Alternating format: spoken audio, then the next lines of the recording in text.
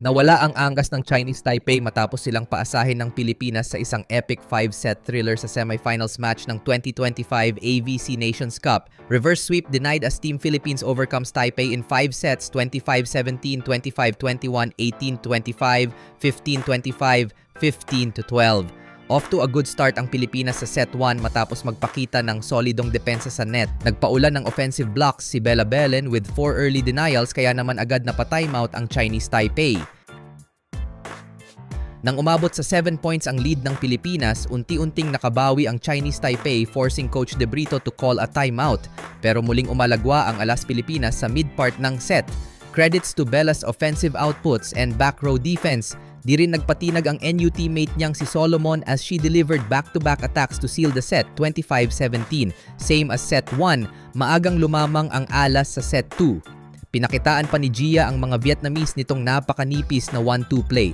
Muli ring bumida ang duo ng NU standouts na sina Solomon at Belen with a couple of unanswered attacks. Pero hindi nagpahuli ang Taipei. Mula sa 4-9 deficit, gumanti sila ng 7th one run. Nagsimulang bumaba ang depensa ng Pilipinas habang tumaas naman ang opensiba ng Taipei kaya naman unti-unting nawala ang kalamangan ng Alas.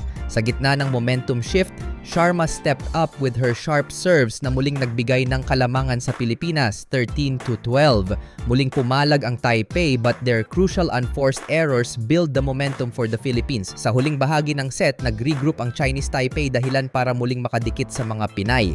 Ngunit sa timeout ni Coach De Brito, agad rumesponde ang Alas with 3 straight points denying the opponent's comeback 25-21. It was Sharma delivering clutch plays that saved the set para sa Philippine team. Sa set 3, nakapag-adjust ang Taipei, nahirapan ngang makapatay ang Alas Spikers because of their commendable floor defense. Mid-part, pinasok si Shayna to provide the much-needed spark for Alas. Gayunpaman, nagtuloy-tuloy ang pag-arangkada ng Taipei to extend the game into 4th set.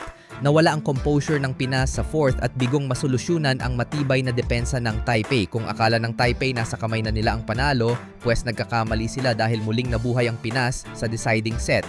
Game face mode pa nga ang isang player nila, subalit natahimik naman dahil tinapatan siya ni Eya. Nerve-wracking ang naging ganap sa last stretch ng game dahil muntik pang makatabla ang Taipei 14-13. Mabuti na lamang at check ball ang naging resulta ng challenge sa block attempt against Belen kaya naman napunta ang puntos sa Pilipinas 15-12.